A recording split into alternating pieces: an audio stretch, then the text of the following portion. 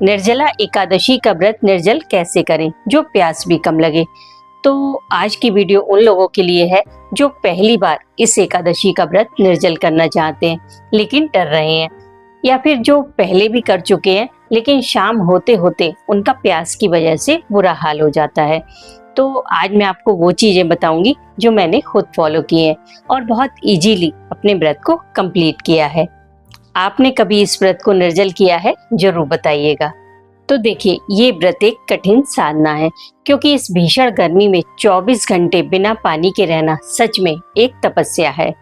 तभी तो इस व्रत का महत्व इतना ज्यादा है कि इससे साल की सभी एकादशियों का फल प्राप्त हो जाता है। और अगर आपके मन में कोई दबी छिपी इच्छा है जो काफी टाइम से पूरी नहीं हो रही है, वो इच्छा भी इससे पूरी हो जाती है। अगर प्रभु के प्रति आपकी श्रद्धा और भक्ति अटूट है तो आप इस व्रत को जरूर कर पाएंगे। उसके लिए आप इन 8 बातों का ध्यान रखिए। पहली बात, एकादशी से एक दिन पहले यानी कि दशमी तिथि की शाम को लगभग 2 लीटर नींबू पानी पिए। उसमें ग्लूकोज जरूर मिला लें। पानी आपको धीरे धीरे पीना है। आप शाम 5-6 बजे से पीना शुरू कीजिए और 12 बजे तक 1-1 घंटे के अंतराल पर नींबू पानी पिए। इससे व्रत वाले दिन आपके शरीर में पानी की कमी नहीं होगी और ग्लूकोज की वजह से प्यास भी कम लगती है। लेकिन ध्यान रखें, पानी रात 12 बजे तक ही पीना है, उसके बाद तो व्रत शुरू हो जाएगा। दूसरी बात, एकादशी से एक दिन पहले यानी कि दशमी तिथि की शाम को नमक ना खाएं। भोजन में मीठा शामिल करें, नमक का प्रयोग बिल्कुल ना करें। जैसे कि करवा चौथ के व्रत में हम एक रात पहले कुछ मीठा खाते हैं, वो इसीलिए होता है कि प्यास कम लगे। तो ये व्रत भी हमारा करवा चौथ है परमात्मा के लिए, तो खाने में नमक का प्रयोग बिल्कुल ना करें। अगर पॉसिबल हो तो सिर्फ मखाने की खीर खाएं। चावल आपको नहीं खाने हैं क्योंकि एकादशी से एक रात पहले भी चावल नहीं खाए जाते। तीसरी बात, जो लोग एसी में रहते हैं उन्हें तो ज्यादा प्रॉब्लम नहीं होगी, लेकिन जिनके घर में एसी नहीं है वो लोग दिन में कम से कम 4 बार स्नान करें। इससे आपकी बॉडी को नमी मिलेगी जिससे प्यास कम लगती है। हो सके तो शावर ले, अपने सर पर ठंडा पानी डालें धीरे धीरे। अब कुछ लोग बोलेंगे कि एकादशी के व्रत में बाल नहीं धोए जाते। तो देखिए, परमात्मा की दृष्टि में हम सभी बराबर हैं। जब एकादशी के व्रत में पुरुष बाल धो सकते हैं तो महिलाएं क्यों नहीं? इसलिए बेकार की बातों में ना पड़ें। हर बात दूसरों से पूछकर नहीं की जाती, कुछ बातें अपने दिल से भी पूछा करिए। इस व्रत का उद्देश्य प्रभु से अपने आप को कनेक्ट करना है और किसी भी व्रत में तन और मन दोनों की सफाई अति आवश्यक है, इसलिए मन में कोई वहम ना लाएं।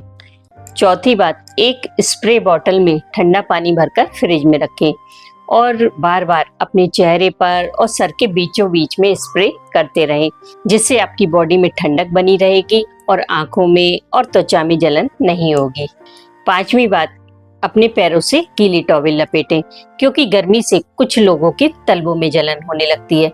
गीली टॉवेल लपेटने से आपके पैरों से जो आग निकलती है उससे आपको राहत मिलती है। तौलिए को पहले ठंडे पानी में भिगोएं फिर लपेटें। छठी बात, अगर आपने निर्जल व्रत किया है तो आप बहुत कम बोलें क्योंकि बोलने से गला सूखता है, होंठ सूखते हैं और प्यास ज्यादा लगती है। अगर आप मौन रहेंगे तो आपकी ऊर्जा अंदर ही स्टोर हो जाएगी जिससे आपको व्रत कंप्लीट करने में हेल्प मिलेगी। हो सके तो मौन व्रत भी धारण कीजिए, अधिक पुण्य मिलेगा यानी कि दोहरा लाभ होगा।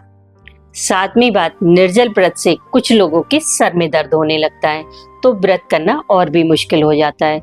तो उससे बचने के लिए आप धूप में बिल्कुल न जाएं। चाहे कुछ भी हो जाए, कोई काम पड़ा रहे, लेकिन आप धूप में बिल्कुल न जाएं। काम के लिए आप चाहें तो किसी और की हेल्प भी ले सकते हैं और वैसे भी अगर आप कम बोलेंगे तो आपके सर में दर्द नहीं होगा।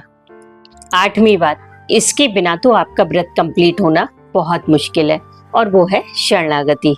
निर्जला एकादशी के दिन पूरे दिन आप प्रभु की शरणागति रहिए और मन ही मन उनके नाम का जाप करें। उन्हें धन्यवाद कहें कि आप व्रत कर पा रहे हैं और भी जो कुछ आपको जीवन में मिला है उसके प्रति ग्रेटफुल रहें क्योंकि जब हम परमात्मा को थैंक यू बोलना सीख जाते हैं तो हमारे जीवन में सब अच्छा होने लगता है।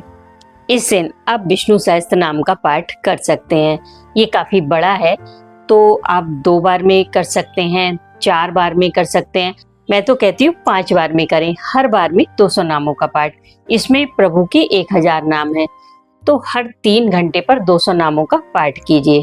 इस तरह आप पूरे दिन उनके नाम का जाप कर सकेंगे, क्योंकि प्रभु के नाम में इतनी शक्ति है कि ये भवसागर भी पार हो जाता है। ये तो सिर्फ एक व्रत है। इन 8 बातों का यदि आप ध्यान रखेंगे तो व्रत कब पूरा हो गया आपको पता भी नहीं चलेगा। लेकिन व्रत तभी कीजिए जब इसके प्रति आपकी खुद की श्रद्धा हो, क्योंकि अगर किसी की देखा देखी इस व्रत को करेंगे तो आपको भूख भी लगेगी और प्यास भी। पर अगर आपको कृष्ण से प्रेम है तो कोई भी परेशानी उनसे बड़ी नहीं लगेगी। व्रत शुरू करने से पहले संकल्प अवश्य कर लें, इससे आपकी इच्छा शक्ति मजबूत होगी जो आपको व्रत पूरा करने में हेल्प करेगी। अगर आप सभी एकादशियों का व्रत नहीं करते तो इस एक व्रत को निर्जल रखकर आप सभी एकादशियों का फल पा सकते हैं। और अगर आप एकादशी का व्रत शुरू करना चाहते हैं तो इस निर्जला एकादशी से अपने व्रत की शुरुआत कर सकते हैं। ये बहुत बड़ी एकादशी है।